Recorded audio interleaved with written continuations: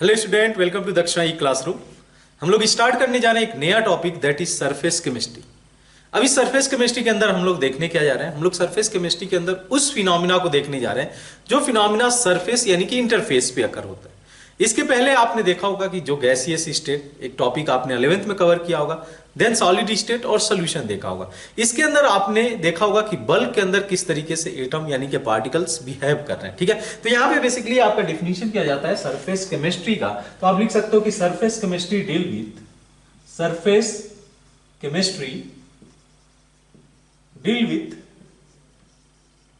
Deals with phenomena, जो भी phenomena अकर होते हैं कहां पे, सरफेसेस में। Deal with phenomena which occur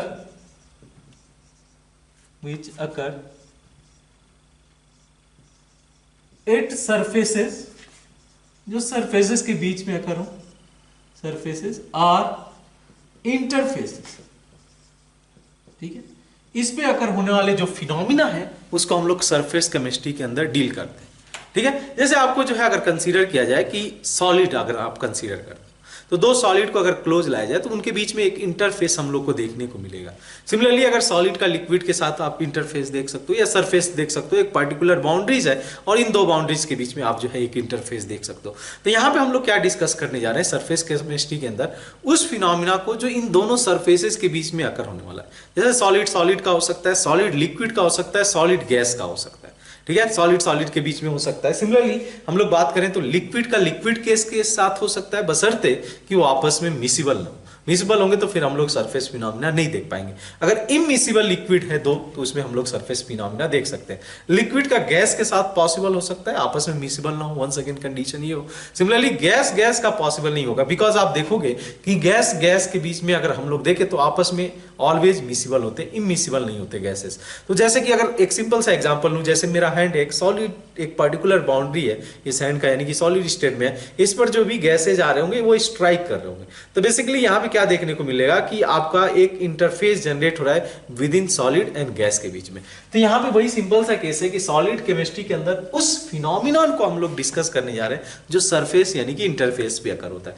जैसे अगर केस आप कंसीडर करो, क्या बोल सकते हो कि अगर इसको रिप्रेजेंट किया जाए, मैं ये भी मेंशन करते चलता हूं, इसका जो रिप्रेजेंटेशन है किसी भी दो सरफेस, दो बल्क के बीच का सरफेसेस का जो रिप्रेजेंटेशन है, ये रिप्रेजेंटेशन हम लोग इस तरीके से करते हैं। सॉलिड, जैसे एक मैं सिंपल सा एग्जांपल लेता हूं सॉलिड का गैस के साथ में, तो आप या तो डैश ये लगा सकते हो या हाइफन लगा सकते हो, क्योंकि बार बार हम लोग इसको मेंशन नहीं करेंगे। इसको अगर रिप्रेजेंट किया है तो आप समझ लेना कि इनके बीच का इंटरफेस यानी कि सरफेस फॉर्म कर रहा है। सॉलिड का गैस के साथ में, वैसे ही लिक्विड का लिक्विड के साथ में बन सकता है। तो यहाँ पे बेसिकली हम लोग जो है सरफेस पे होने वाले फिनोमिना के बारे में डिस्कशन रखेंगे। एक पॉइंट हम लोग नोट में लिख सकते हैं बेसिकली कि जो गैस है, ठीक है, क्योंकि आपस में गैसेस मिसिबल होते हैं तो they are not going to create any surface, यानी कि वहां पे हम लोग सरफेस फिनोमिना नहीं ऑब्जर्व कर सकते हैं।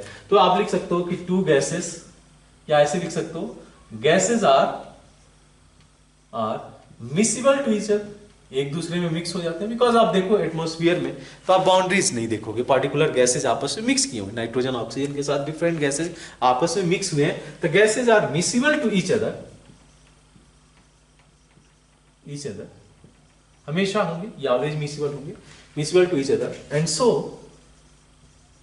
सो surface phenomenon, in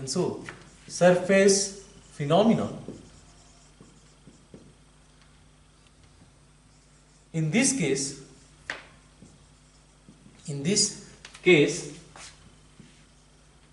can not observe, हम लोग इस केस में हम लोग सरफेस फिनोमिना ऑब्जर्व नहीं कर सकते। ठीक है, क्लियर सी बात है। बिकॉज आपसे पूछ सकता है कि in which case surface phenomena can not be observe, solid liquid, solid gas, gas gas, इस तरीके से ऑप्शन आपके सामने रख सकता है। तो रिप्रेजेंटेशन आपका क्लियर हो गया। सरफेस केमिस्ट्री के अंदर हम लोग उस फिनोमिना को डिस्कस करने जा रहे हैं जो सरफेसेस पे होंगे। जैसे बहुत सारे केसेज आप देखोगे, adsorption one of the well famous जो है सरफेस फिनोमिना है, जिसका डिस्कशन हम लोग रखने जाएंगे। डिटेल हम लोग एड्सॉर्प्शन पे फोकस करेंगे। उसके अलावा आप जो है देखते होगे डे टू डे लाइफ में, जैसे कोरोजन हो गया, कोरोजन मींस आयरन का अगर देखते होगे तो जो corrosion phenomena that is also a surface phenomena. Surface पे अकर होता है, बल्क में नहीं अकर होगा, ठीक है। तो यहाँ पे एड्सॉर्प्शन हो गया, कोरोजन हो गया। उसके अलावा अगर हम लोग कंसीडर करें, जैसे हम लोग बोलते हैं हिट्रोजिनस कैटालिसिस, जो भी डिस्कशन का पार्ट बनेगा पूरा कैटालिसिस ही हमारे सरफेस केमिस्ट्री के अंदर आने जा रहा है, स्पेशली हिट्रोजिनस जो कैटालिसिस है। तब आप समझ सकते हो कि why homogeneous catalysis is not a surface phenomenon, because आपस में मिक्स हो जाएंगे, सरफेस नहीं क्रिएट करेंगे। बट हिट्रोजिनस जो कैटालिसिस है, जिसमें आप जो है सिंपल सा ऑर्गेनिक केमिस्ट्री के अंदर एग्जांपल देखते होगे, हाइड्रोजन का निकल के साथ में, या जो भी गैसेस हैं एड्सॉर्ब होते हैं on the surface of metal, तो वो हमारे हिट्रोजिनस कैटालिसिस के एग्जांपल, ठीक है। उसके अलावा क्या आपको देखने को मिलेगा, कोरोजन हो गया, हिट्रोजिनस कैटालिसिस हो गया, डिसोल्यूशन, जो भी सॉलिड आप डालते हो और वो डिजॉल्व हो जाता है। जैसे शुगर ले लो, आप सॉल्ट ले लो, इसको जब डिजॉल्व करते हो तो ये डिजॉल्व हो जाते हैं सॉल्वेंट के अंदर। तो सॉल्वेंट के साथ जो इंटरेक्शन होता है सॉलिड का लिक्विड के साथ में, तो वहां पे इंटरफेस होगा। तो जो डिसोल्यूशन है वो एक तरीके से आपका सरफेस फिनोमेना है। उसके अलावा आपने देखा होगा कैटलिस्ट जो है क्रिस्टलाइजेशन,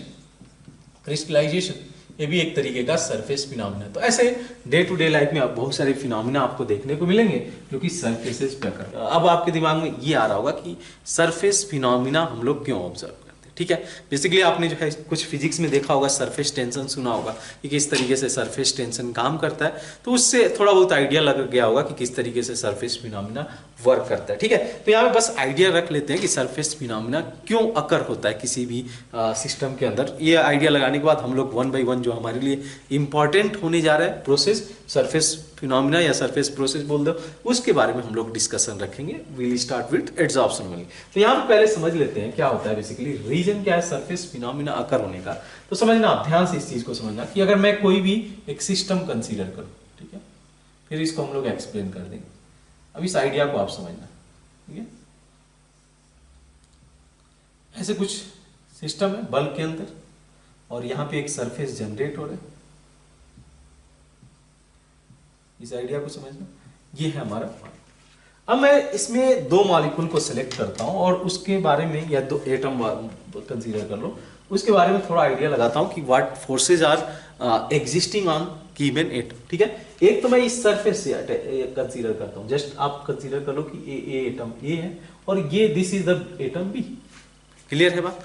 अब थोड़ा सा बी एटम पे फोकस करते हैं कि किस तरीके से फोर्सेज बी पे काम कर रहे हैं, ठीक है। एटम बी पे किस तरीके से फोर्सेज काम कर रहे हो।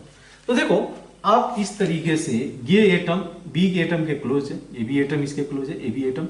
तो आप क्या देखोगे कि यहां से जो फोर्सेज इस पे काम कर रहे हैं इस डायरेक्शन, मान लो कि अट्रैक्ट कर रहा होगा, और सिमिलरली इस डायरेक्शन में इक्विवेलेंट फोर्स काम कर रहा है। क्लियर है बात। अब अपर लेयर को आप देखो, बी के ऊपर जो लेयर है वो भी जो एटम है इतना फोर्स लगा रहा होगा, सिमिलरली इधर फोर्स लग रहा होगा। ऐसे ही आप अदर मॉलिक्यूल के लिए भी कंसीडर कर सकते हो, ठीक है।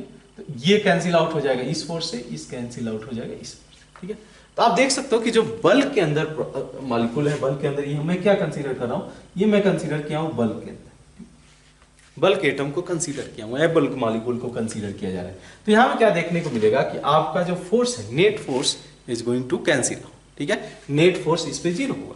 तब यहां पे जो फोर्सेज है, फोर्सेज जो काम कर रही हैं, forces are working symmetrical, in symmetrical, ठीक है। जितना फोर्स एक डायरेक्शन में लग रहा है उसका equal and opposite force opposite direction में काम कर रहा है। तो फोर्सेज आर सिमेट्रिकल लिखा जा सकता है, ज्यादा सुटेबल होगा। तो forces are symmetrical in this case. इसके लिए बात कर रहे हैं हम लोग बल्क मॉलिक्यूल के लिए बात करें, बल्क के अंदर जो मॉलिक्यूल है उसकी बात करें। अब दूसरा हम लोग कंसीडर करते हैं सरफेस। तो जो एटम ए है इसको सरफेस लिया। अब समझना इस आइडिया को कि यहां पे ये मॉलिक्यूल इसको अट्रैक्ट करेगा, सिमिलरली इस डायरेक्शन में ये इक्विवेलेंट फोर्स लग गया। लेकिन जब यहां पे अगर कंसीडर किया जाए, क्या इसको बैलेंस करने के लिए कोई ऊपर में फोर्स काम कर रहे हैं? नहीं काम कर रहे। तो इसका रिजल्ट क्या देखने को मिलता है कि जो फोर्स इस पे काम करे वो असिमेट्रिकल वे में काम करते हैं।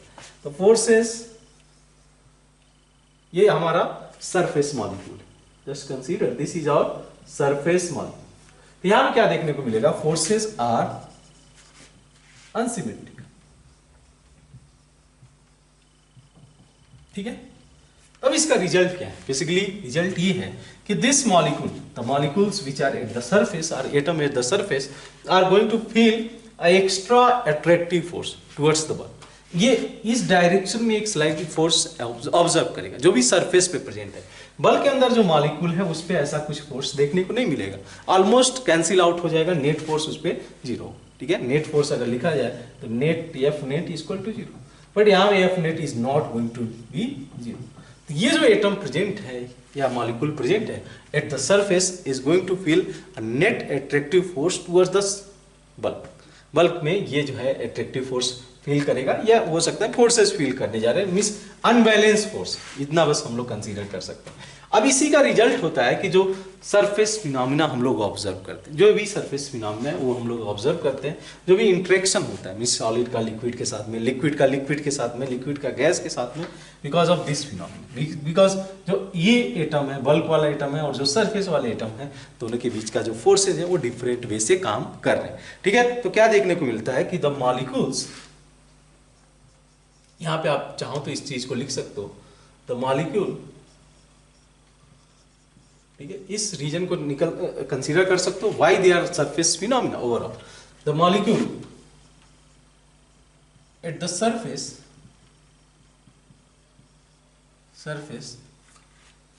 have unbalanced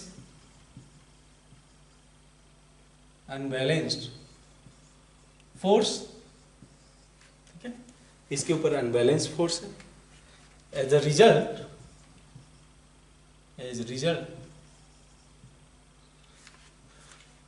there is attraction force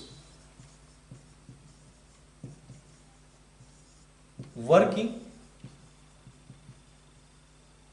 at this molecule, at this molecule, और इसी का रिजल्ट है कि we are going to observe the surface. ठीक है, तो आप जो है इस चीज को मेंशन कर सकते हो कि किस तरीके से जो है सरफेस फिनोमिना करो, चाहे वो एड्सॉर्प्शन हो, चाहे कोरोजन हो, चाहे हेट्रोजीनस कैटालिसिस हो या डिसोल्यूशन। ठीक है, कोई भी सरफेस पे आकर अट्रैक्ट कब होगा, तभी अट्रैक्ट होगा जब इस पे एक अनबैलेंस फोर्स काम करे।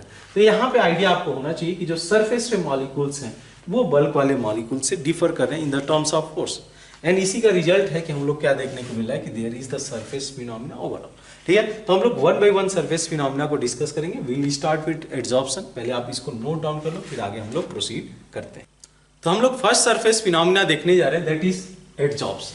ध्यान है, ये एब्जॉर्प्शन नहीं है, एड्सॉर्प्शन। ठीक है, तो एड्सॉर्प्शन में क्या हम लोग कंसीडर करते हैं, तो पहले हम लोग डिफिनीशन लिख लेते हैं। The accumulation of molecular species, ठीक है, molecular species at surfaces rather in bulk। ठीक है, the accumulation of molecular species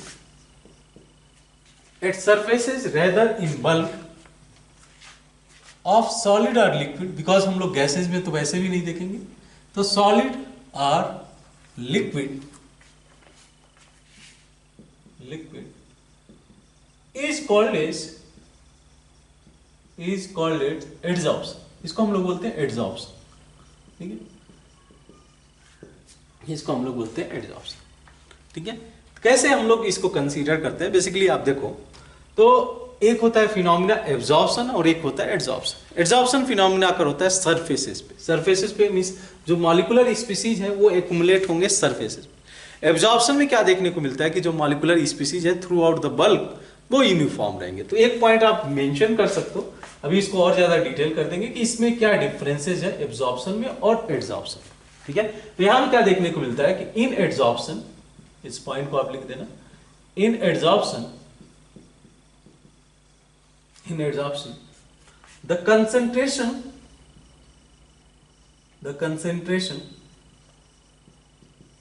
increases at surfaces। जो कंसेंट्रेशन है वो सरफेस पे इंक्रीज करेगा, whereas in absorption ठीक है, डी और बी का डिफरेंस है, एड्सॉर्प्शन और absorption the concentration remain uniform throughout the bulk, ठीक है, throughout the bulk। जो कंसंट्रेशन है ये यूनिफॉर्म रहेगा जो है through out the bulk. Clear है बात? एड्सॉर्प्शन, जैसे एक सिंपल सा एग्जांपल आता है इसका, जो जैसे हम लोग चाक को अगर इंक में रख दें कुछ टाइम के लिए, तो अगर आप उसको ब्रेक करते हो, राइट, चाक को कुछ टाइम के बाद ब्रेक करते हो, तो क्या देखने को मिलेगा? आपको देखने को मिलेगा कि इनसाइड जो है आपका इंक नहीं है, सरफेस पे इंक का लेयर बना हुआ है, ठीक है। इनसाइड अगर ब्रेक करके देखोगे तो उसमें व्हाइट कलर का ही चाक का कलर होगा, लेकिन जो सरफेसेस होंगे उसमें आपको इंक का कलर देखने को मिलेगा। तो ऐसे बहुत सारे फिनोमेना, एब्जॉर्प्शन का भी बहुत सारे फिनोमेना देखने को मिलता है और एड्सॉर्प्शन का भी फिनोमेना देखने को मिलता है। इसको सिंपली समझा कैसे जा सकता है कि एड्सॉर्प्शन और एब्जॉर्प्शन में डिफरेंस क्या है, इसको मैं थोड़ा आपको डायग्राम के थ्रू समझाना चाह रहा हूँ, ठीक है।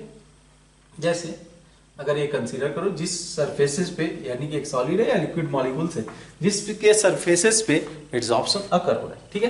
तो अगर ये एड्सॉर्प्शन अगर कंसीडर किया जाए तो ये सरफेसेस पे ये करोगे लाइक दिस। यहाँ पे जो मॉलिक्यूलर स्पीसीज कंसेंट्रेटेड होंगे, ये कंसेंट्रेटेड होंगे सरफेस पे लाइक दिस, इनका कंसेंट्रेशन होगा सरफेस। क्लियर है बात? और दूसरा अगर मैं बात करूं तो ये कौन सा फिनोमेना कहलाएगा? ये कहलाएगा एड्सॉर्प्शन, ये कहलाएगा एड्सॉर्प्शन, ठीक है।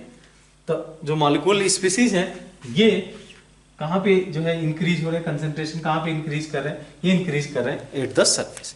जहां तक बात करें एब्जॉर्प्शन की, इसको समझना, इसको अगर मैं रिप्रेजेंट करना चाहूँ तो कुछ इस ढंग से रिप्रेजेंट कर सकता हूं कि जो मॉलिक्यूल है ये यूनिफॉर्म है थ्रू आउट द बल्क, ठीक है, यानी कि इनसाइड एंटर कर गए। इसका एग्जांपल अगर इसका कंसीडर करना चाहो, जैसे कैल्शियम क्लोराइड हो गया, वो जो है एब्जॉर्ब करता है मॉइस्चर को, ठीक है, एब्जॉर्ब करेगा मॉइस्चर को। तो इस तरीके से जो हम लोग कंसीडर कर सकते हैं कि जो कंसंट्रेशन है ये यूनिफॉर्म है थ्रू आउट द गुड। तो ये फिनोमेना कहलाता है एब्जॉर्प्शन, ठीक है। और कई बार हम लोग को क्या देखने को मिलता है कि दोनों फिनोमेना एक सिस्टम के अंदर काम करता है, जिसको हम लोग जॉर्प्शन बोलते हैं, ठीक है। जैसे अगर मैं कंसीडर करूं एक सरफेसेस, ठीक है, ये सरफेस था लेकिन मॉलिक्यूल जो है इनसाइड एंटर कर गया। जो स्पीसीज है मॉलिक्यूलर स्पीसीज, ये बल्क के अंदर चले गए, ये बल्क में नहीं गए, ये सरफेस पे ही रहा और सरफेस पे ही इंटरेक्ट कर रहा है, ये बल्क के अंदर चला गया। यहां पे क्या मैं बोल रहा हूं कि अगर मान लो कि दोनों फिनोमेना किसी सिस्टम के अंदर अकर हो रहे हैं, मींस एब्जॉर्प्शन भी अकर हो रहा है और एड्सॉर्प्शन भी अकर हो रहा है, ठीक है। समझना इस आइडिया को।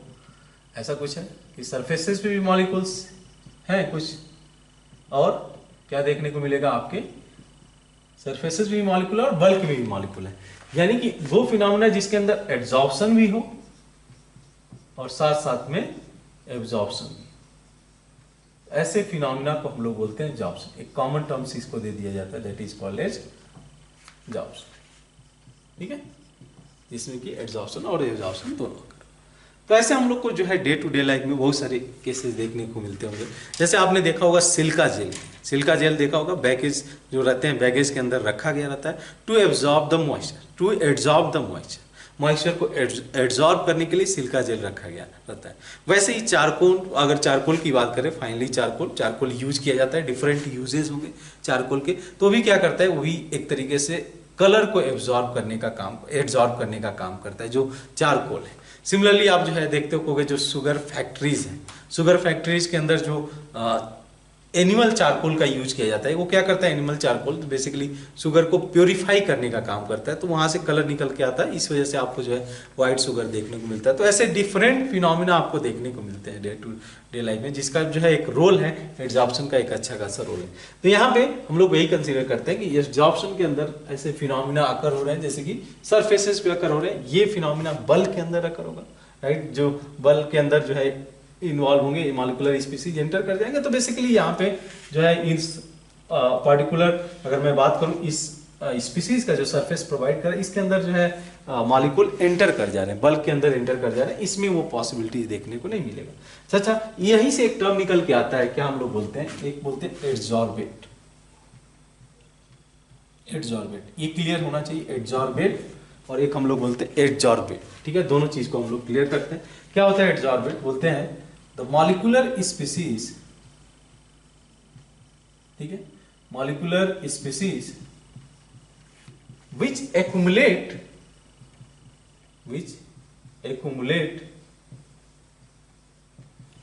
at surface, ठीक है, तो adsorbate accumulate at surface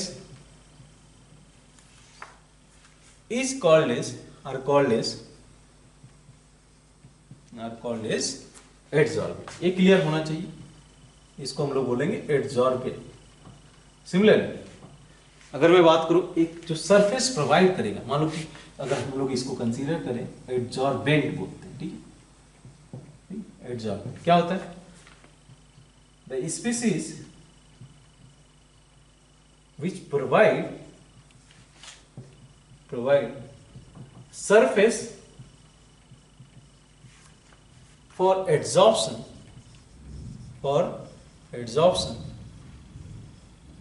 are called as adsorbent, ठीक है, is called as adsorbent। उसको हम लोग बोलेंगे adsorbent, जो सरफेस प्रोवाइड करने का काम करता है, ठीक है। तो यहां पे अगर मैं कंसीडर करूं इसको, तो ये जो मॉलिक्यूलर स्पीसीज एडजॉर्ब हुए हैं सरफेस पे, इसको हम लोग बोलेंगे सिमिलरली, इसको बोल देंगे क्या? एडजॉर्बेंट। ये टर्मिनोलॉजी आपको क्लियर होना चाहिए, बिकॉज बाद में ये डाउट में हो जाए कि किसको एडजॉर्बेट बोल रहे हैं, किसको एडजॉर्बेंट बोल रहे हैं। ये जो सरफेस प्रोवाइड कर रहे हैं ना, इसको हम लोग बोलते हैं एडजॉर्बेंट, ठीक है, इसको हम लोग क्या बोलेंगे? एडजॉर्बेंट, ठीक है। तो क्लियर होगा एडजॉर्प्शन, इसमें हम लोग बोले एब्जॉर्प्शन और एडजॉर्प्शन में क्या डिफरेंसेस है। उसी तरीके से जॉर्प्शन क्या होता है, मींस जिसमें कि absorption as well as the absorption दोनों फिनोमिना करो। एडजॉर्बेट एक सिंपल सा टर्मिनोलॉजी है, आप क्लियर होना चाहिए कि जो मॉलिक्यूलर स्पीसीज सरफेसेस पे एडजॉर्ब हो रहे हैं उसको हम लोग बोलेंगे एडजॉर्बेट। मींस आप ऐसे याद रख सकते हो कि एक्युमुलेट हो रहे हैं और एक्युमुलेट होगा एडजॉर्बेट। सिमिलरली एडजॉर्बेंट की बात करें तो वो स्पीसीज जो कि सरफेस प्रोवाइड करने का काम करता है फॉर द एडजॉर्प्शन प्रोसेस के लिए, उसको हम लोग बोलते हैं एडजॉर्बेंट, ठीक है। क्लियर है ये बात? तो यहाँ पे आपको जो है बहुत सारे एग्जांपल हम लोग कंसीडर करें, जैसे सिलिका जेल हो गया, चारकोल हो गया, तो ये सभी एग्जांपल्स हैं जहाँ पे हम लोग को एब्जॉर्प्शन देखने को मिलता है। Absorption day to day life में बहुत सारे एब्जॉर्प्शन के फिनोमिना देखने को मिलेंगे, सिमिलरली एडजॉर्प्शन के भी बहुत सारे सिमिलर फिनोमिना देखने को मिलेंगे, तो इसको आप पहले नोट डाउन कर लो। नेक्स्ट हम लोग देखते हैं that is thermodynamics of adsorption, यानी किस तरीके से एनर्जी में चेंजेस होगा जब एडजॉर्प्शन फिनोमिना अकर होगा। तो हम लोग ऑलरेडी फोर्सेस के बारे में बात किया था कि किस तरीके से जो सरफेस मॉलिक्यूल्स है उस पे किस तरीके से फोर्सेस काम कर रहा है। तो जस्ट एक बार 1 सेकेंड में आइडिया देना चाहूंगा। तो ये मेंशन मैंने ये किया कि जो सरफेस मॉलिक्यूल्स हैं ये बल्क मॉलिक्यूल से डिफर करेंगे इन द टर्म्स ऑफ जो फोर्सेस काम कर रही है, ठीक है। तो जो बल्क मॉलिक्यूल है, जैसे आप अगर इसको बल्क मॉलिक्यूल कंसीडर करो तो यहाँ पे जो फोर्स ऑफ अट्रैक्शन है इस तरीके से इक्वल एंड अपोजिट डायरेक्शन में काम कर रहे हैं, ठीक है। जो मॉलिक्यूल्स है उसके साथ सिमेट्रिकली जो है क्लोज्ड है, इस वजह से यहाँ पे नेट फोर्स ऑफ अट्रैक्शन या वो नहीं देखने को मिलेगा, नेट फोर्स 0 होगा। लेकिन जो सरफेस मॉलिक्यूल्स है, तो सरफेस मॉलिक्यूल्स की प्रॉपर्टी क्या होगी कि there is unbalance force, because अगर मैं इस सरफेस मॉलिक्यूल्स की बात करूं तो यहाँ पे तो इक्वल फोर्स इधर इस डायरेक्शन में तो काम कर रहा है, लेकिन इधर जो फोर्स ऑफ अट्रैक्शन काम कर रहा है इसको बैलेंस करने के लिए नेट फोर्स कोई नहीं है ऊपर। तो there is the residual force of, residual force बोल सकते हो, जो कि इस पार्टिकुलर सरफेस वाले मॉलिक्यूल्स पे काम कर रहा है, ठीक है। अब ये रिस्पॉन्सिबल था कि सरफेस फिनोमिना अकर हो रहा है और ये रिस्पॉन्सिबल एडजॉर्प्शन अकर होगा, बिकॉज एडजॉर्प्शन भी एक तरीके से सरफेस फिनोमिना है। अब इस आइडिया को समझना क्या होता है कि जब एडजॉर्प्शन अकर हो रहा है, यानी कि जैसे रिज्यूम करो कि एक सॉलिड मेटल, बिकॉज मेटल की टेंडेंसी होती है कि गैसेस को एडजॉर्ब करें, सब मेटल की प्रॉपर्टी होती है इस तरीके से। तो मान लो कि ये सरफेस पे गैसेस मॉलिक्यूल्स आकर यहां पे लगना शुरू, ठीक है। मैंने क्या बोला कि there is residual force working at the surface atom, यानी कि सरफेस मॉलिक्यूल या सरफेस एटम पे काम कर रहा है। तो यहां से जब एडजॉर्प्शन फिनोमिना आकर होगा ना, यानी कि जो मॉलिक्यूल्स आएगा, तो there is the decrease in this surface residual force, यानी कि रेजिडुअल फोर्स में डिक्रीज होगा, यानी कि इस मॉलिक्यूल की जो एनर्जी वो डिक्रीज होगी। अब एनर्जी किस फॉर्म में रिफ्लेक्ट होगी? एनर्जी हीट के फॉर्म में रिफ्लेक्ट होगी, ठीक है। तो क्या देखने को मिलता है कि ड्यू टू, यहां पे आप मेंशन करना चाहो तो कर सकते हो कि due to adsorption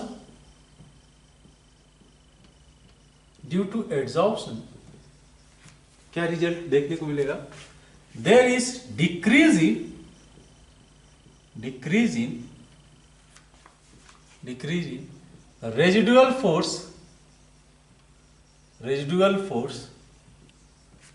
eight surface. अब इसका रिजल्ट क्या देखने को मिलेगा, जैसे ही रेजिडुअल फोर्स डिक्रीज होगा सरफेस पे क्या देखने को मिलता है कि जो एनर्जी है इस पार्टिकुलर सरफेस मॉलिक्यूल्स की, वो एनर्जी डिक्रीज हो जाएगी। तो एनर्जी या सरफेस एनर्जी आप मेंशन कर सकते हो, surface energy of surface molecule decrease.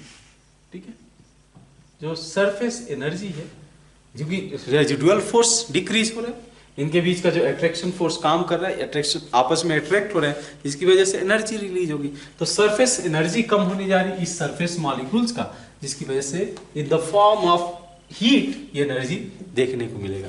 तो क्या देखने को मिलेगा, जो कि सरफेस एनर्जी डिक्रीज हो रहा है, तो हीट एनर्जी विल रिलीज।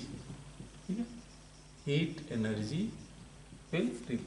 तो उसका रिजल्ट है कि हीट एनर्जी रिलीज होगा।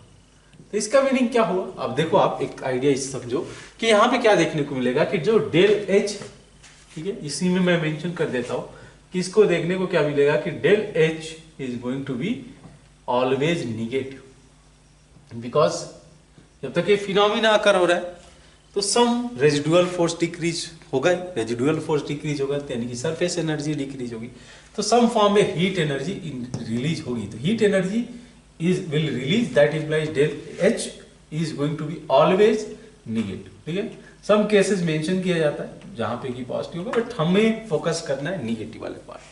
ठीक है, हम लोग कंसीडर करेंगे एज पर our NCERT del H is going to be always negative, del H will be always negative, ये ऑलवेज निगेटिव होगा। ठीक है, सेकेंड टर्म्स हम लोग बात करते हैं जो एंट्रोपी का, ये तो हम लोग का एनर्जी का टर्म्स आ गया। एंथैल्पी का चेंजेस किस तरीके से होगा, तो enthalpy is going to means heat energy is going to release, इस वजह से ये ऑलवेज निगेटिव होगा। देन दूसरा टर्म्स हम लोग बात करते हैं एंट्रोपी का। एंट्रोपी में किस तरीके से चेंजेस होगा। ठीक है, एंट्रोपी चेंज यानी कि डेल एस के बारे में, जब एड्सॉर्प्शन फिनोमिना आकर होगा। ठीक है, तो इस आइडिया को समझना आप क्या देखने को मिलेगा कि जैसे ही एड्सॉर्प्शन होगा, क्योंकि ये गैसेस मॉलिक्यूल है, सरफेस पे आके एड्सॉल्व हो रहे हैं। जैसे कि मैं कंसीडर करूं कि एक सॉलिड सरफेस है, आप प्लेटिनम या जो भी कंसीडर कर सकते हो, यहाँ पे इधर गैसेस मॉलिक्यूल है। ठीक है, अब ये जाकर एड्सॉल्व हो रहे हैं, तो ये फ्रीली मूव कर सकते हैं, डिग्री ऑफ फ्रीडम है इनके पास में, मूवमेंट है इनके पास में। लेकिन जैसे ये एड्सॉल्व हो रहे हैं ऑन द सरफेस, ठीक है, इस तरीके से एड्सॉल्व, इनका जो मूवमेंट है वो तो सीज होगा, मूवमेंट स्टॉप हो जाएगा। तो इसकी वजह से क्या देखने को मिलता है कि जो एंट्रोपी है that is going to decrease, यानी कि del S is also going to be negative. तो जो है ऐसा मेंशन कर सकते हो कि as movement of adsorbate decreases, movement तो डिक्रीज होगा, बिकॉज अगर यहां पे ये जाकर चिपक गया, इट्स सरफेस पे चिपक गया, तो जो मूवमेंट है वो कम हो जाएगा। तो अब इसे कैसे कि at the movement of adsorbate decreases, हम लोग कंसीडर कर सकते हैं एंट्रोपी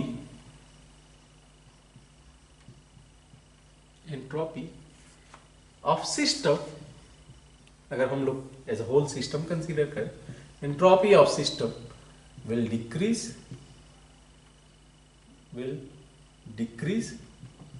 दैट इंप्लाइज, ठीक है, entropy of system decrease, that implies del S will be always negative, del s will be always, यानी कि del h भी always negative होगा और आपका del s भी always negative होगा। फ्यू केसेस आते हैं जो हमारे सिलेबस का पार्ट नहीं, बट del s हम लोग कंसीडर करेंगे always negative and del h always going to be always negative। तो एंट्रोपी चेंज इस तरीके से होगा। अच्छा, अब क्या देखने को मिलता है कि मान लीजिए आप जो है del g कंसीडर करें, that is gives free energy change, that is equal to del h minus t del s। अच्छा, प्रोसेस कब ये फिजिबल होगा, जबकि डेल जी की वैल्यू क्या होनी चाहिए, लेस देन 0 होगा, तब ये एड्सॉर्प्शन फिनोमिना फिजिबल होगा। यानी कि जो डेल एच है, देखो आप डेल एच तो निगेटिव हुआ, तो negative plus negative into negative positive बन जाएगा, डेल एच निगेटिव। ठीक है, तो अगर एनर्जी ज्यादा रिलीज हो रही है तो अब ये एड्सॉर्प्शन फिजिबल होगा। लेकिन क्या होता है कि धीरे धीरे जैसे प्रोसेस प्रोसीड करता है, ये वैल्यू और ज्यादा कम निगेटिव होते जाता है, मींस -100 होगा तो -50 हो जाएगा, -20 हो जाएगा। और डेल एस में क्या चेंजेस होता है, सेम, ये और ज्यादा निगेटिव होते जाता है। तो हम लोग क्या देखने को मिलता है कि जो है इनिशियली आप चाहो तो इसको नोट में मेंशन कर सकते हो, ठीक है। Initially the adsorption, the rate of adsorption, ऐसे मैं लिख दूं, rate of adsorption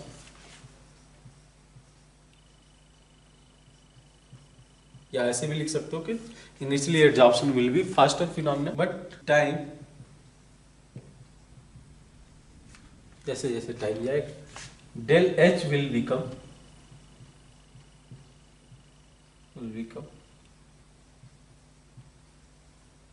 less negative. Less negative का मीन्स अगर -100 था तो -50 हो गया, -20 will become less negative and del S will be more negative, ठीक है। तो अब क्या होगा, आपका देखने को क्या मिलेगा कि डेल एच भी आपका मैग्नीट्यूड की बात करें तो ये भी इंक्रीज हो रहा है, और जो डेल एस का मैग्नीट्यूड है वो भी इंक्रीज हो ही रहा है, ठीक है, मैग्नीट्यूड की बात करें तो, ठीक है। अब क्या होगा, एट इक्विलिब्रियम, अब जैसे कि ये क्या होगा कि एक पॉइंट तो आएगा ना ऐसा जहां पे कि डेल जी इक्वल टू 0 होगा, ठीक है, तो वो कहलाएगा इक्विलिब्रियम। एट इक्विलिब्रियम, जो इक्विलिब्रियम का कंडीशन होगा क्या हो जाएगा, इक्विलिब्रियम कंडीशन पे del G equal to 0, that implies del H equal to T del S, ठीक है। यानी कि जो एनर्जी चेंज है, हीट चेंज है, वो कंपनसेट कर दिया जाएगा एंट्रोपी चेंज के थ्रू। क्लियर है इतनी बात? जो एंथैल्पी चेंज है वो कंपनसेट कर दिया जाएगा एंट्रोपी चेंज के थ्रू, यानी कि नेट जो है आपको कोई भी एड्सॉर्प्शन फिनोमेना नहीं देखने को मिलेगा, नेट चेंजेस देखने को नहीं मिलेगा। तो इस पॉइंट पे क्या होता है, at this equilibrium point rate of adsorption, इसका रिजल्ट क्या देखने को मिलेगा, रेट ऑफ एड्सॉर्प्शन, ठीक है, rate of adsorption is equal to rate of desorption, ठीक है। मॉलिक्यूल जिस रेट से इस पे जाकर एड्सॉर्ब होंगे इस सरफेस पे, उसी रेट से मॉलिक्यूल्स रिलीज होते जाएंगे, जिस रेट से ये चिपकेंगे उसी रेट से ये सेपरेट होते जाएंगे। तो rate of adsorption is equal to rate of desorption at equilibrium condition. यानी कि मैं बोल सकता हूं कि जो इस पार्टिकुलर पॉइंट है इक्विलिब्रियम पॉइंट पे जो एनर्जी, हीट एनर्जी रिलीज कर रही है, वो हीट एनर्जी कंपनसेट कर दिया जा रहा है एंट्रोपी चेंज के थ्रू। बिकॉज एंट्रोपी जब चेंज हो रही है तो इसकी एंट्रोपी जो है डिक्रीज हो रही है, तो जो है सिस्टम की एंट्रोपी इंक्रीज होना चाहिए, अगर फिजिबल होना है तो एंट्रोपी इंक्रीज होना चाहिए। तो जो एनर्जी रिलीज हो रही है by exothermic process, that is going to compensate by the entropy change. At it this condition the rate of adsorption is going to be the rate of desorption. Clear है बात? तो ये complete जो है हम लोग का थर्मोडायनेमिक्स है एड्सॉर्प्शन फिनोमेना का, इसको आप नोट डाउन कर लो, फिर हम लोग क्लासिफाई करते हैं एड्सॉर्प्शन फिनोमेना को। नेक्स्ट हम लोग कवर करने जा रहे हैं that is type of adsorption. तो दो तरीके का हम लोग एड्सॉर्प्शन देखते हैं, एक हम लोग कंसीडर करते हैं, this is called as physical adsorption, physical adsorption, physical adsorption, या इसी को हम लोग बोलते हैं फिजिजॉर्प्शन,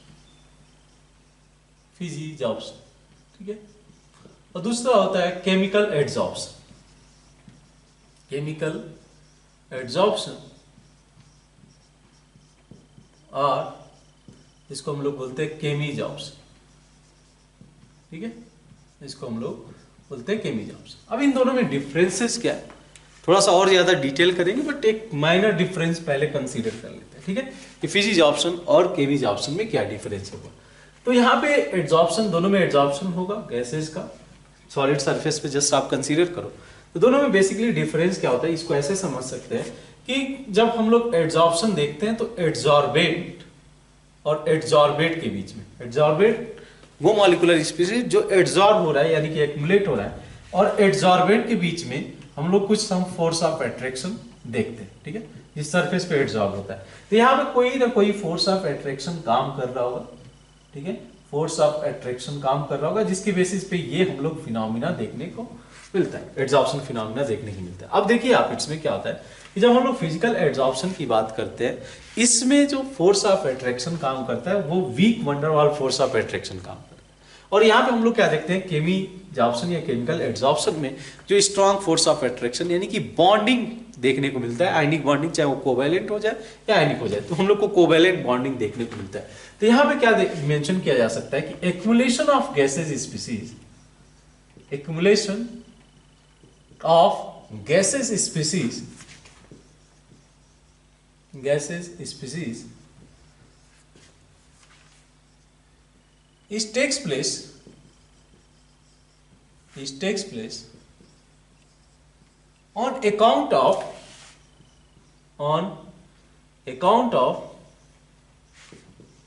weak van der Waal force of attraction, ठीक है, weak van der Waal force of attraction, ठीक है।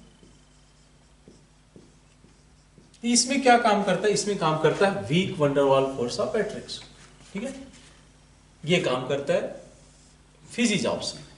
जहां तक बात करें केमीजॉर्प्शन में, तो केमीजॉर्प्शन में क्या देखते हैं हम लोग कि जो इसमें इंटरेक्शन होता है यानी कि फोर्स ऑफ अट्रैक्शन काम करता है, इनके बीच में एक बॉन्डिंग का फॉर्मेशन होता है, कोवैलेंट बॉन्ड का फॉर्मेशन होता है, ठीक है। तो यहाँ पे क्या देखने को मिलेगा, कोवैलेंट आयनिक भी हो सकता है और कोवैलेंट बॉन्डिंग भी हो सकता है। तो यहाँ पे क्या देखने को मिलता है कि इन दिस, अगर आप डिफरेंस इसको कंसीडर कर सकते हो, in this formation of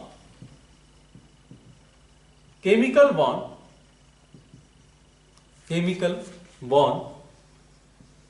takes place between adsorbate, जो एड्जॉर्बेट होगा, जो एक्यूमुलेट होगा सरफेस पे, एड्जॉर्बेट एंड एड्जॉर्बिंग।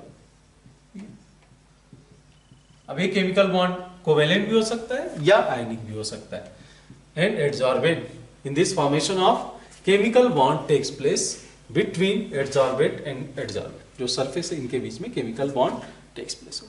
तो दोनों में डिफरेंस ये क्लियर होना चाहिए कि इसमें weak van der Waal force काम कर रहा है और इसमें एक स्ट्रॉन्ग केमिकल बॉन्ड का फॉर्मेशन हो सकता है जब केमीजॉर्प्शन होता है, ठीक है। तो यहाँ पे एक और जो है डिफरेंस कंसीडर करने के बाद हम लोग आगे प्रोसीड करेंगे और इसमें फिजिकल और केमिकल एड्जॉर्प्शन के बीच में जो और डिफरेंसेस है उसको कंसीडर करेंगे। तो पहले आप इसमें देख लो कि इसको क्या हम लोग कंसीडर करते हैं कि इस पार्टिकुलर प्रोसेस के अंदर हम लोग क्या ऑब्जर्व करते हैं कि जो एक्टिवेशन एनर्जी होती है हाई होती है। अब इस रीजन को हम लोग समझेंगे, बट यहाँ पे मेंशन कर सकते हो नोट में कि इन दिस वेरी हाई या high activation energy, in this high activation energy will be required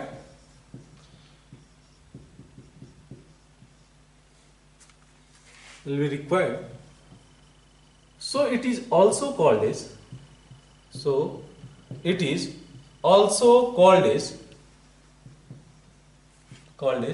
इसको हम लोग बोलते हैं also called as activated adsorption, इसको हम लोग बोलते हैं एक्टिवेटेड एड्जॉर्प्शन, ठीक है। इसको अनदर नेम देते हैं एक्टिवेटेड एड्जॉर्प्शन। थोड़ा सा इसको कर्व के थ्रू समझते हैं कि किस तरीके से इन दोनों में डिफरेंसेस आ रहा होगा, ठीक है। तो आप समझना इस कर्व को, ये रहा एनर्जी वर्सेस हम लोग जो है रिएक्शन कोऑर्डिनेट ऐसे रख देते हैं, ठीक है। अब होगा क्या, चूंकि मॉलिक्यूल यहां से क्लोज आ रहे हैं, एक दूसरे के क्लोज आ रहे हैं, तो अब ये ऐसा कैसे कि उनकी एनर्जी एक दूसरे को अट्रैक्ट कर रहे हैं, तो अब ऐसा कैसे उसकी एनर्जी कम होगी। तो यहाँ पे फिजियोजॉर्प्शन में क्या देखते हैं, जैसे जैसे मॉलिक्यूल्स क्लोज आते जाते हैं इनकी एनर्जी डिक्रीज होती जाती है और एक पॉइंट आएगा जहाँ पे कि ये अचीव करेंगे और यहाँ से अगर ये फिर क्लोज आते हैं तो और ज़्यादा क्लोज आते हैं तो एनर्जी इनकी बढ़ेगी। तो कुछ इस तरीके से इसका कर्व हम लोग को देखने को मिलता है फिजियोजॉर्प्शन का, ठीक है। ये कर्व पूछा जा सकता है आपसे फ्रिक्वेंटली कि इस कर्व, कौन से कर्व को हम लोग फिजियोजॉर्प्शन बोलेंगे और कौन से कर्व को जो है कंसीडर करेंगे केमीजॉर्प्शन, ठीक है। तो यहाँ पे आप मेंशन करना चाहो तो एनर्जी वर्सेस रिएक्शन कोऑर्डिनेट बोल सकते हो या प्रोसेस, ठीक है, किस तरीके से प्रोसेस होगा उसके बारे में डिस्कशन, ठीक है। तो जैसे जैसे मॉलिक्यूल्स क्लोज आएंगे एक दूसरे के क्लोज आएंगे, ठीक है, पहले दूर रहेंगे एक दूसरे के क्लोज जाएंगे, एड्जॉर्प्शन फिनोमिना अकर होना शुरू हो जाएगा जैसे जैसे क्लोज, ठीक है। तो एनर्जी जाकर डिक्रीज हो जाएगी जब एड्जॉर्प्शन अकर होगा, ठीक है। तो ये कंसीडर करते हैं जब हम लोग फिजिकल एड्जॉर्प्शन की बात करते हैं। केमीजॉर्प्शन में क्या होता है कि हम लोगों ने बोला कि एक एक्टिवेशन एनर्जी देनी पड़ेगी। अच्छा, ऐसा क्यों होगा, एक्टिवेशन एनर्जी देने की जरूरत क्यों पड़ेगी? बिकॉज देखो कि इन दिस सिनारियो आपको जो है इसमें बॉन्ड को ब्रेक करना पड़ेगा, बिकॉज अगर ओल्ड बॉन्ड ब्रेक नहीं होगा तो नया बॉन्ड के फॉर्मेशन के बारे में नहीं सोच सकते। ठीक है, तो यहाँ पे क्या देखने को मिलता है, एज ओल्ड बॉन्ड ब्रेक होता है, इस वजह से यहाँ पे हाई एक्टिवेशन एनर्जी होती है। इस केस में हम लोग को उतना हाई एक्टिवेशन एनर्जी देखने को नहीं मिलती। अच्छा, रही बात कर्व की, किस तरीके से एनर्जी वर्सेज रिएक्शन कोऑर्डिनेट, किस तरीके से कर्व जो आगे प्रोसीड करेगा, इसको थोड़ा सा समझते हैं। तो इनिशियली जैसे जैसे मॉलिक्यूल्स जाएंगे, इनके बीच का जो बॉन्ड है वो ब्रेक होगा, तो हम लोग को एनर्जी इनिशियली देनी पड़ेगी। तो ये ऊपर कर्व जाएगा, यहाँ पे देख लेना ये ऊपर नहीं गया, एनर्जी इसको देनी पड़ेगी। और जैसे ही ये बॉन्ड ब्रेक करके न्यू बॉन्ड का फॉर्मेशन करेंगे, किसके बीच में, एड्सॉर्बेट और एड्सॉर्बेंट के बीच में, वंस अगेन इनकी एनर्जी डिक्रीज होगी, यानी कि ये एनर्जी रिलीज करेंगे। तो कुछ इस तरीके से हम लोग को कर्व देखने को मिलता है कि सब एनर्जी यहाँ पे ये कंज्यूम करता है टू ब्रेक दिस बॉन्ड। ठीक है, बॉन्ड को ब्रेक करेगा तभी एक नया बॉन्ड का फॉर्मेशन होगा, पुराने रिश्ते को छोड़कर जाएगा तभी नए रिश्ते बनाएगा। तो यहाँ पे जो है सब energy it required to break this bond, और जैसे ही एक पार्टिकुलर ऑप्टिमम स्टेज आएगा जहाँ पे एड्सॉर्प्शन हम लोग को देखने को मिलेगा। ठीक है, ये कुछ इस तरीके से कर्व होता है, किसका, केमिकल का। तो यहाँ पे मॉलिक्यूल्स आपस में जो है एक बॉन्ड बनाए होंगे, जैसे जैसे जाएंगे ये ब्रेक हो जाएंगे, सेपरेट आउट हो जाएंगे, और यहाँ पे ये जो मॉलिक्यूल्स हैं, ये जो मॉलिक्यूल्स या एटम्स हैं, ये एड्सॉर्ब होना शुरू हो जाएंगे ऑन द एड्सॉर्बेंट सरफेस में। तो यहाँ पे बेसिकली क्या हो रहा है कि ये मॉलिक्यूल्स एटम जो है सेपरेट आउट हो रहा है, बॉन्ड ब्रेक हो रहा है। और जब बॉन्ड ब्रेक हो रहा है तो इन दैट केस क्या देखने को मिलेगा कि जो है energy will required some activation energy. ये जो एनर्जी रिक्वायर्ड है, ये एनर्जी को हम लोग बोलते हैं, this energy is called as activation energy. Clear है बात, this energy is called as activation energy. तो यहाँ पे भी देख सकते हो सब एनर्जी रिलीज हो रही है प्रोसेस से, यहाँ से भी एनर्जी रिलीज हो रही है, बट यहाँ पे कुछ एनर्जी इनिशियली रिक्वायर्ड होगा, जिसको हम लोग एक्टिवेशन एनर्जी बोलते हैं। एक और पॉइंट आप मेंशन कर सकते हो बिफोर हम लोग इसके डिफरेंसेस को और ज्यादा मेंशन करें, डिटेल करें। एक पॉइंट आप मेंशन कर सकते हो कि ये बहुत ज्यादा डिफिकल्ट है ये पता करना प्रोसेस के दौरान कि कौन सा फिजिज ऑप्शन है या केमीज ऑप्शन है, बिकॉज यहाँ पे कोई एक सर्टेन बाउंड्री नहीं है। कभी कभी क्या देखने को मिलता है कि जो है फिजियोज ऑप्शन और केमियोज ऑप्शन अकर होते हैं, बट यहाँ पे बेसिकली आप क्या देखोगे कि इसको जो है ये पता कर पाना कि जो है फिजियोज ऑप्शन हो रहा है या केमिज ऑप्शन किस पॉइंट पे अकर हो रहा है, ये थोड़ा सा डिफिकल्ट होता है। तो हम लोग क्या देखते हैं, at low temperature physisorption takes place, which converted, which, दो पॉइंट आप अभी लिख लो फिर हम लोग डिफरेंसेस को देखते हैं, which converted to Kami's option at high temperature, ठीक है, हाई टेम्परेचर पे Kami's option में कन्वर्ट हो जाएगा। सेकेंड पॉइंट आप मेंशन कर सकते हो कि it is very difficult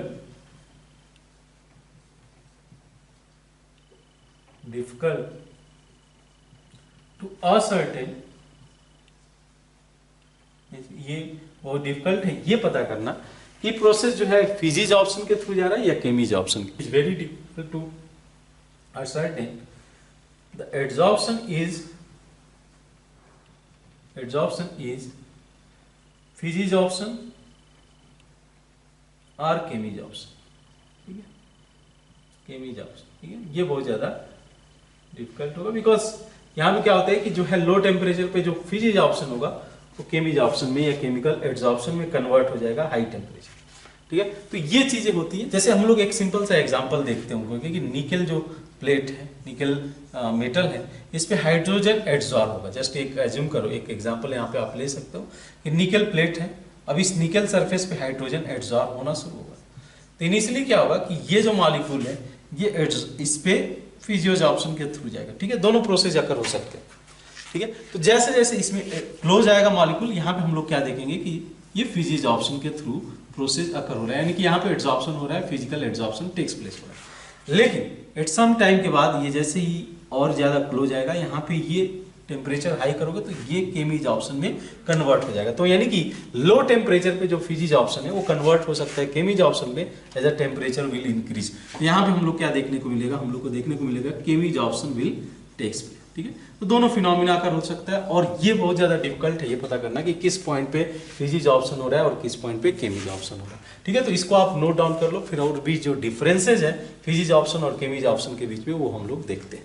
next हम लोग देखते हैं डिफरेंसेस क्या है दोनों एड्सॉर्प्शन के बीच में, जो फिजिज ऑप्शन है और केमीज ऑप्शन है।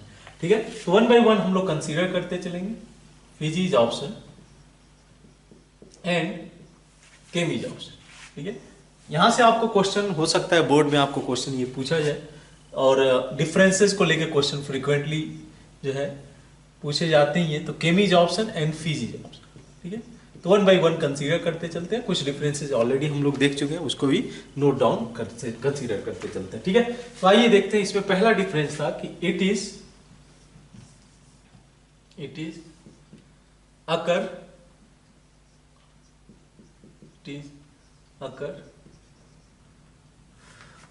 Via weak force of attraction. Weak force of attraction काम करता है किसके बीच में? एड्सॉर्बेट और एड्सॉर्बेंट के बीच में वीक फोर्स ऑफ अट्रैक्शन, जिसकी वजह से फिजियोज ऑप्शन अकर होगा या फिजिज ऑप्शन अकर होगा। नेक्स्ट केमीज ऑप्शन की बात करें, यानी केमिकल एड्सॉर्प्शन की बात करें, तो it occur via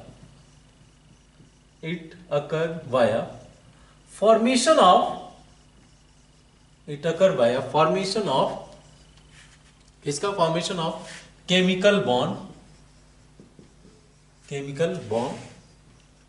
between adsorbate and adsorbent.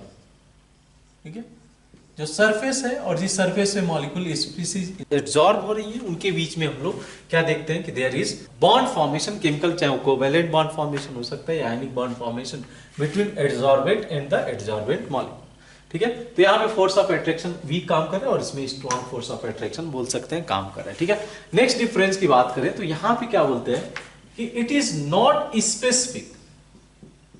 ये उतना ज्यादा स्पेसिफिक नहीं है। इसका मीनिंग क्या हुआ कि जो भी गैसेज आप लोगे ना, ठीक है, गैसेज लोगे सबको एड्सॉर्ब करेगा। अब उसका एक्सटेंट अलग अलग हो सकता है, वो आगे हम लोग डिस्कशन में रखेंगे।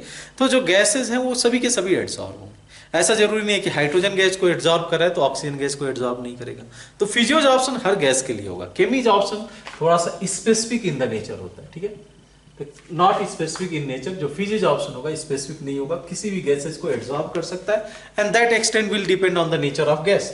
तो not specific in nature, this is going to be, chemisorption is going to be specific in nature. ठीक है, स्पेसिफिक इन नेचर यानी कि पार्टिकुलर एड्सॉर्बेट के साथ, पार्टिकुलर एड्सॉर्बेट के साथ केमिकल बॉन्ड का फॉर्मेशन होगा। अब सभी के सभी आपस में तो केमिकल बॉन्ड फॉर्म करेंगे नहीं, कुछ स्पेसिफिक केसेस में जो है पेयर में जो है केमिकल बॉन्ड का फॉर्मेशन होगा। इस वजह से मैं बोल रहा हूं कि this is going to be specific in nature. ठीक है, अच्छा यहां पे क्या देखने को मिलता है कि एज अ स्पेसिफिक न होने के बावजूद भी ये नेचर पे डिपेंड करेगा कि कौन सा गैस एड्सॉर्ब कर रहा है। ठीक है, तो this will depend on nature of gas. कौन सा गैस है उसका तो बिल्कुल उस पर डिपेंड करेगा, depend on the nature of gas. और यहां पे क्या सिनारियो देखते हैं कि gas which are more लिक्विफेबल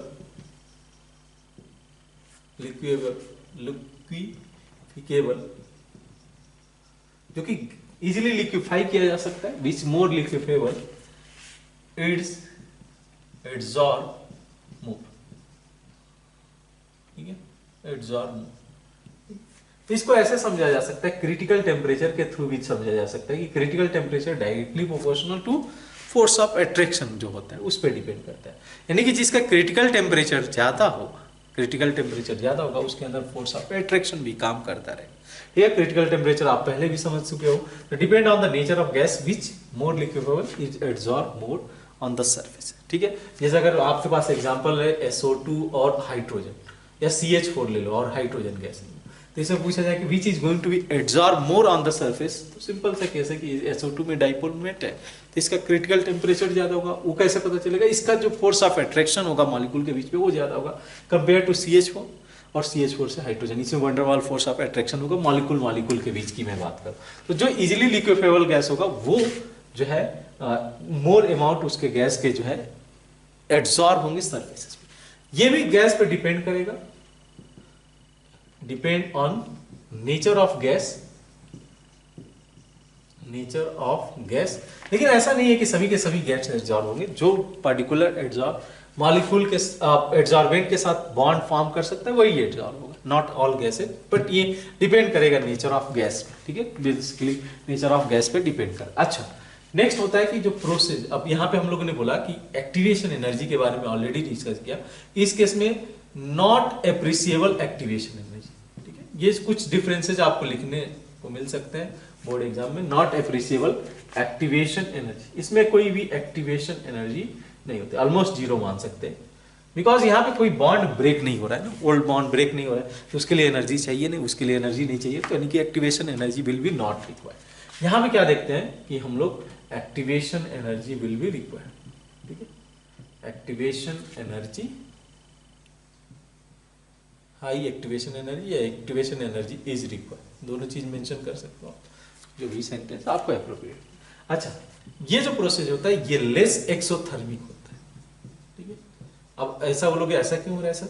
less exothermic होने के पीछे रीजन है क्योंकि weak van der Waals force of attraction काम कर रहा है किसके बीच में, एडजॉर्बेट और एडजॉर्बेंट के बीच में, ठीक है। तो इसी वजह से ये लेस एक्सोथर्मिक होता है, और जो एनर्जी रिलीज होती है यहाँ पे जो हम लोग कंसीडर करते हैं 20 to 40 किलोजूल एनर्जी पर मोल, किलोजूल ए एनर्जी रिलीज होती है, यानी कि लेस एक्सोथर्मिक होता है। ये जो होता है ये मोर एक्सोथर्मिक इन द नेचर होता है, जो केमीज ऑप्शन है, बेसिकली केमिकल बॉन्ड का फॉर्मेशन हो रहा है, इस वजह से एनर्जी यहाँ पे ज्यादा रिलीज होगी, तो मोर एक्सोथर्मिक। और यहाँ पे जो एनर्जी रिलीज होती है वो आप देख सकते हो कि जो डेटा यहाँ से निकल के आता है 80 to 240 किलो जूल के आसपास में एनर्जी यहाँ से रिलीज होकर आती है, ठीक है।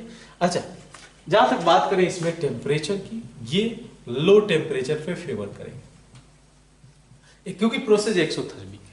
अब प्रोसेस जब एक्सोथर्मिक है तो अगर हम लोग टेम्परेचर को हाई करेंगे तो वो प्रोसेस इजिली नहीं होगा, तो लो टेम्परेचर इज फेवरेबल, ठीक है, low temperature is favourable and decrease with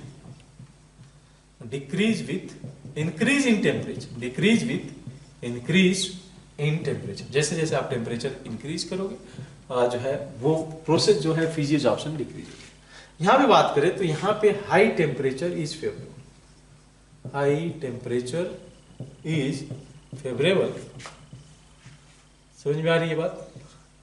क्यों हाई टेम्परेचर? बिकॉज यहाँ पे बॉन्ड को ब्रेक करना है, जब तक पुराने रिश्ते टूटेंगे नहीं, नए रिश्ते नहीं बनेंगे यहाँ पे।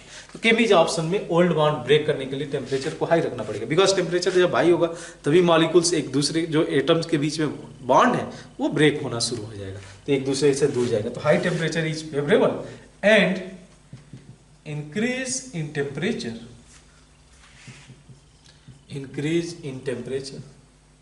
Will favour, increase in temperature will favour, ठीक है। उसके अलावा, ठीक है, उसके अलावा क्या डिफरेंसेस है इसको थोड़ा सा देखते जाए। तो यहां पे क्या देखते हैं हम लोग, this is going to be multilayer at high pressure, ये बहुत सारे लेयर फॉर्म कर सकता है, ठीक है। तो मल्टीलेयर होगा, अगर गैसेज हम लोग देखें एक लेयर के ऊपर दूसरा लेयर ऐसे बन सकता है, ठीक है, मल्टीलेयर होगा। बट ये क्या होगा, ये सिंगल लेयर होगा, बिकॉज देखो बॉन्ड का फॉर्मेशन हो रहा है, तो बॉन्ड का फॉर्मेशन मेटल का गैसेस मॉलिक्यूल के साथ हो रहा है, तो अब ये ऐसा कैसे है कि ये सिंगल लेयर यानी कि मोनो लेयर होने जा रहा है, सिंगल लेयर, ठीक है, इसमें हम लोग कोई भी चेंजेस नहीं देखते। अब ऐसा कैसे कि ये दोनों सरफेस फिनोमिना है, तो केमीज ऑप्शन हो जाए, या तो सरफेस डिपेंड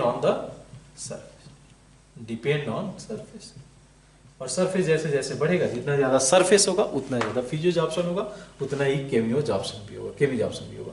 तो depend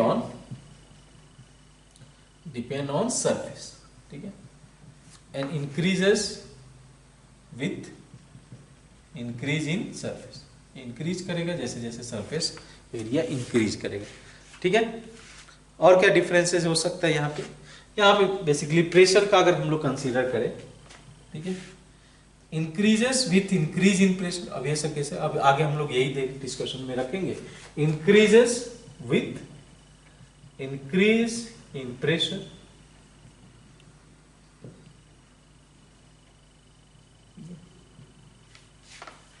increases with increase in pressure, यहां पे क्या देखने को मिलेगा, और डिक्रीजेस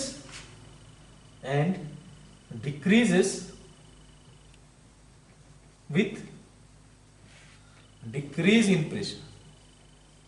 ठीक है, जैसे जैसे प्रेशर डिक्रीज करोगे तो इसका जो एड्सॉर्प्शन की जगह डिजॉर्प्शन होना शुरू हो जाएगा, यानी मॉलिक्यूल सेपरेट हो, एडजॉर्बेंट मॉलिक्यूल सेपरेट होना शुरू हो जाएंगे। तो decreases with decrease in pressure. Clear है बात? जैसे जैसे प्रेशर डिक्रीज होगा जो डिजॉर्प्शन है वो बढ़ते जाएगा। यहां पे हम लोग क्या देखते हैं, this is also going to be increases with increase in pressure, increases with increase in pressure, but decrease in pressure हो सकता है रेट इंक्रीज कर जाए जब आप प्रेशर इंक्रीज करोगे, but decrease in pressure does not affect. अगर pressure में कोई चेंजेस नहीं लाते, बिकॉज बॉन्ड का जैसे ही फॉर्मेशन होगा तो इसमें कोई चेंजेस नहीं है। तो प्रेशर अगर प्रेशर डिक्रीज कर रहे हो तो इसका कोई भी इफेक्ट नहीं पड़ेगा, यानी कि desorption will not take place. Whether हम लोग ये सेंटेंस लिखे हम लोग लिख सकते हैं, but decrease in pressure right does not lead to desorption. यहाँ पे डिजॉर्प्शन होना शुरू हो जाएगा। तो ये कुछ डिफरेंसेज हैं किसके बीच में, फिजिजॉर्प्शन और केमिजॉर्प्शन के बीच में, क्योंकि बोर्ड्स के प्रोस्पेक्टिव से भी ये क्वेश्चन पूछा जाता है कि write the differences between physisorption and chemisorption. ठीक है, तो इसको आप नोट डाउन कर लो, फिर हम लोग जो है नेक्स्ट लेक्चर में मिलेंगे।